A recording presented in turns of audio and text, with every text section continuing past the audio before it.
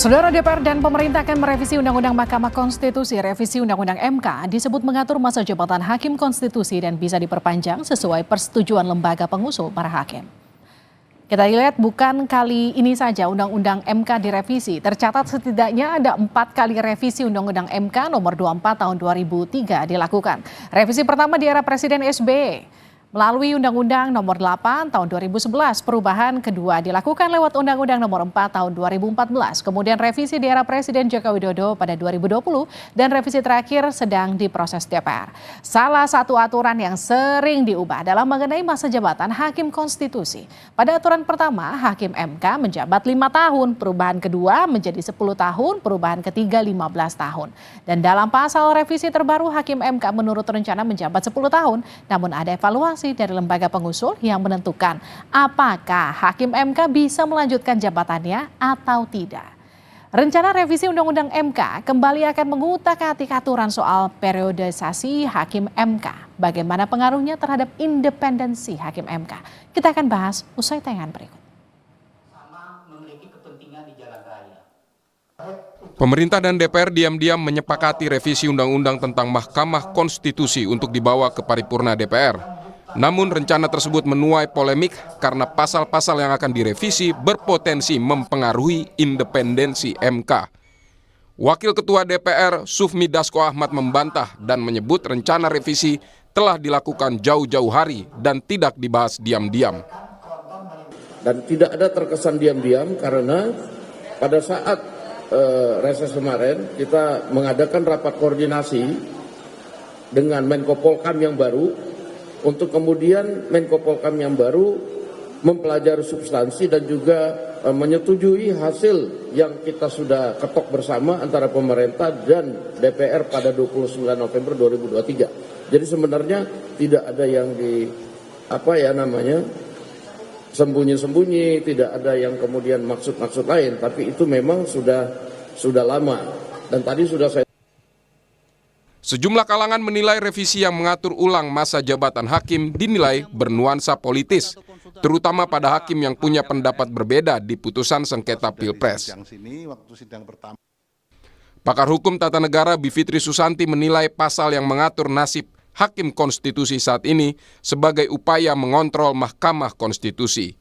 Sebab menurut Bivitri, lembaga pengusul bisa mengevaluasi hakim untuk menentukan hakim MK bisa melanjutkan jabatannya atau tidak. Yang sejauh yang bisa kita baca yang sudah beredar draftnya itu isinya memang hanya soal periodisasi dan evaluasi hakim. Dan sebenarnya disitulah poin court packingnya karena sebenarnya ada keinginan untuk mengontrol Mahkamah Konstitusi melalui mengontrol hakim-hakimnya melalui rekonfirmasi yang dilakukan oleh para pengusul itu. Salah satu yang menjadi sorotan dalam revisi UU MK adalah soal masa jabatan hakim MK. Di pasal 23 huruf A mengatur tentang masa jabatan hakim konstitusi selama 10 tahun. Setelah menjabat selama 5 tahun, maka akan dikembalikan ke lembaga pengusul untuk mendapat persetujuan tidak atau melanjutkan jabatannya. Pasal 87 huruf A mengatur hakim konstitusi yang telah menjabat lebih dari 5 tahun dan kurang dari 10 tahun hanya dapat melanjutkan jabatannya setelah mendapat persetujuan dari lembaga pengusul. Sebagai lembaga penjaga konstitusi, MK harus bebas dari intervensi dan aturan yang berpotensi mengganggu independensi hakim konstitusi. Tim Liputan Kompas TV.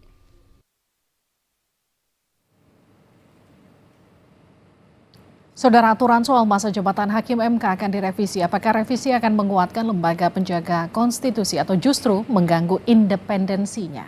Kita akan bahas bersama pakar hukum tata negara yang juga merupakan pengajar Sekolah Tinggi Hukum Indonesia Jentera, Bivitri Susanti. Mbak Bivit, selamat malam. Selamat malam, Mbak.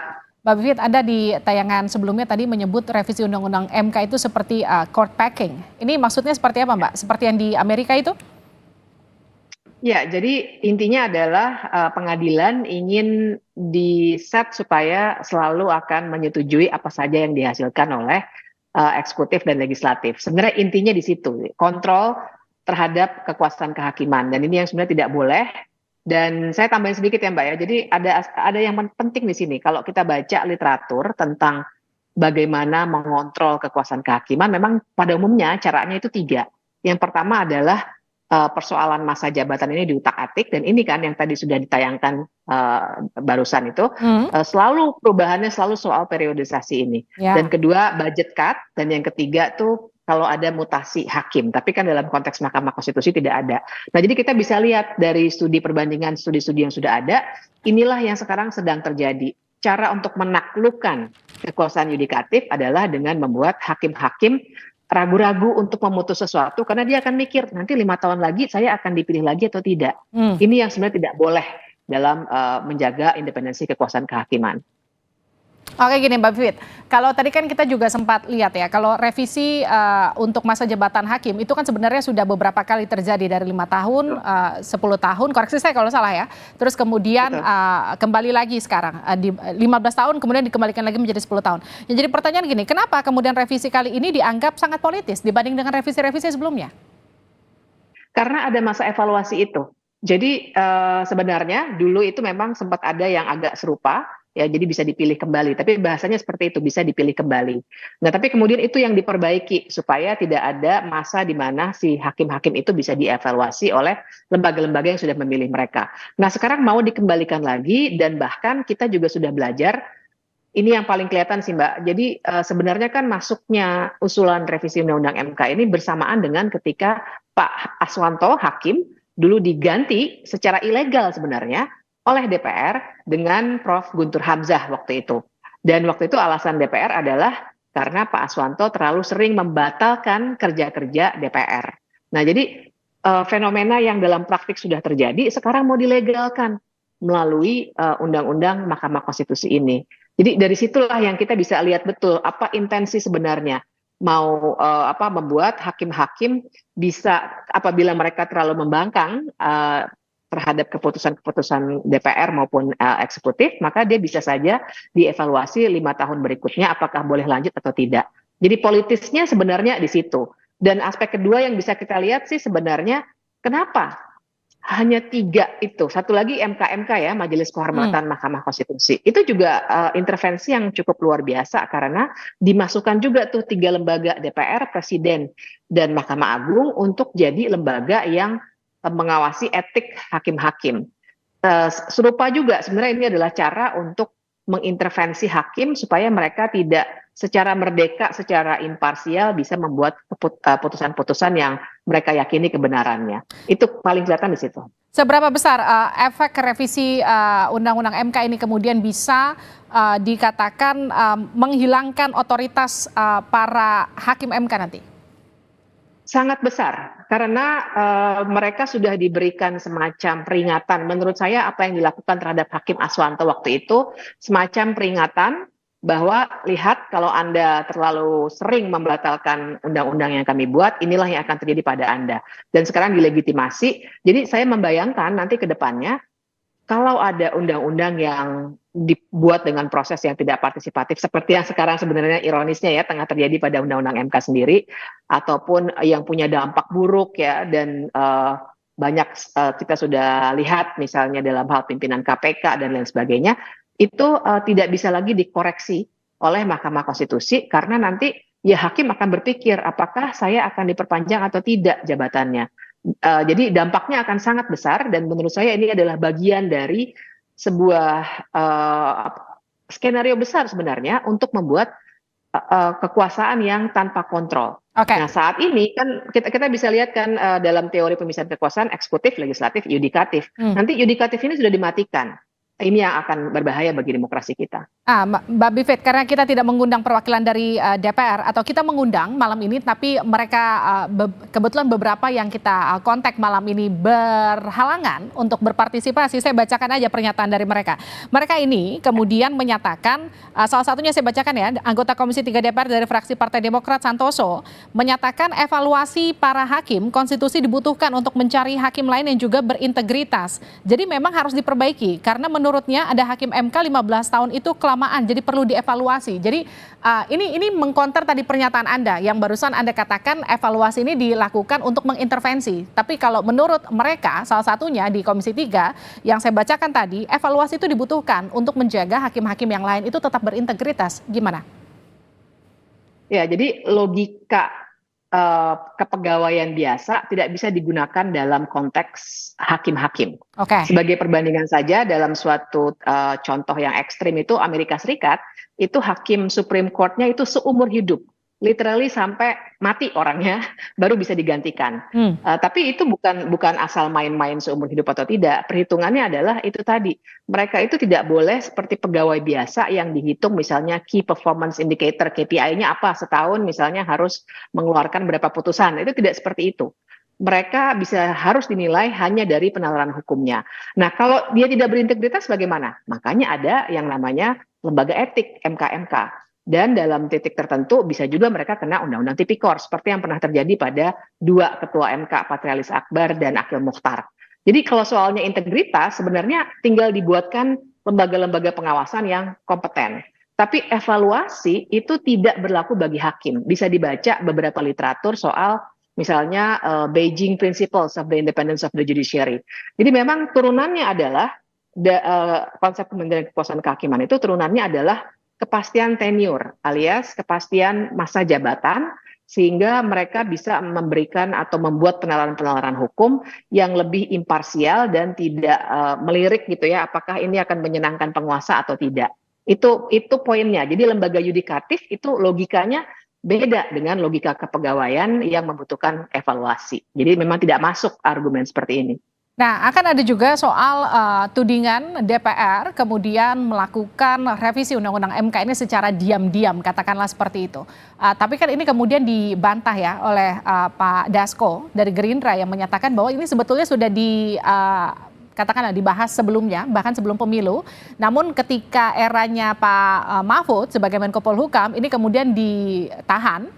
Dan sekarang baru dilanjutkan kembali. Artinya sebetulnya ini menjawab tudingan bahwa revisi Undang-Undang MK ini selama ini dilakukan secara diam-diam. Bagaimana pendapat Anda soal itu? Ya, jadi memang kita harus memaknai dulu diam-diam itu dalam arti apa. Kalau diam-diam dalam arti sembunyi-sembunyi, memang tidak, Pak Dasko betul. Tapi kan yang dikritik bukan soal diam-diam dalam arti menyembunyikan diri, tapi proses ini kelihatan sekali rekayasa politiknya. Kenapa begitu? Karena 29 November itu memang waktu itu Menko Polhukamnya sebagai salah satu menteri yang ditugaskan oleh Presiden untuk membahas dengan DPR adalah Pak Mahfud MD dan dia menolak waktu itu. Makanya kemudian tertahan. Nah sekarang kita tahu Menko-nya sudah diganti dan Pak Hadi itu tidak ada hubungannya dengan kekuasaan kehakiman dulunya, track record-nya memang sebagai Panglima TNI begitu ya, kemudian Menteri Agraria, dan karena itu juga barangkali sudah jadi bagian dari skenario supaya dengan cepat langsung dibahas, dan jangan lupa tanggal 13 Mei waktu mereka menyepakati itu sebenarnya belum mulai atau masih masa reses, belum mulai masa sidang. Apakah mereka tidak boleh melakukan rapat pada masa reses? Boleh memang. Tapi kan harus terbuka, masyarakat harus tahu. Nah, jadi dalam konteks itu, bukan diam-diam dalam arti mereka benar-benar melanggar semua aturan. Tapi bagaimana seharusnya secara ada yang namanya asas pembentukan peraturan perundang-undangan yang baik, yang salah satunya adalah semua proses ini harus terbuka ke masyarakat. Termasuk semua fraksi yang ada di DPR. Nah, yang saya ketahui memang waktu itu bahkan ada undangan yang tidak sampai ke salah satu fraksi, atau paling tidak waktu itu katanya bukan orang yang bertanggung jawab untuk membahas RUU tersebut begitu ya. Nah, jadi artinya ada persoalan-persoalan yang kelihatan sekali ini dipercepat, mumpung juga Menko Polhukamnya sudah ganti yang dulu menolak begitu, dan kemudian dibuat tidak ada proses yang partisipatif secara bermakna. Lihat saja hakim-hakim kan, mantan hakim maksud saya, sudah menyatakan penolakan. Apakah mereka diajak berdialog?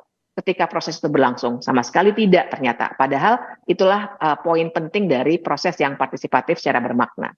Mbak Bivit, ini pertanyaan terakhir untuk Anda. Katakan lagi nih, harapannya bagi sebagian pihak justru berharap upaya dugaan politisasi pengadilan lewat revisi Undang-Undang MK ini dihentikan. Tapi satu sisi, kalau ini tetap diteruskan, bagaimana menurut Anda MK akan tetap berjalan dengan menjaga independensinya ke depan? Ya pasti MK akan jalan terus ya. Ini kan memang tidak kemudian membubarkan MK. Jadi tentu saja harapan kita tinggal pada hakim-hakim yang ada sekarang untuk tetap bisa berpegang teguh pada imparsialitas mereka dan tidak terlalu memedulikan bahwa mereka akan dievaluasi pada titik tertentu. Harapannya tinggal itu.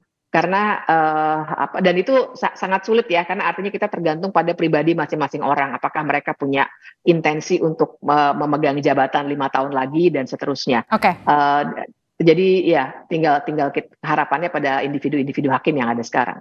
Baik, terima kasih Mbak Bivitri Susanti sudah bergabung bersama kami di Sapa Indonesia Malam. Sebelumnya, saya kembali disclaimer bahwa sudah berupaya untuk mengundang perwakilan dari Komisi 3, namun beberapa pihak yang kami hubungi pada malam hari ini berhalangan untuk ikut bergabung dalam dialog ini. Terima kasih.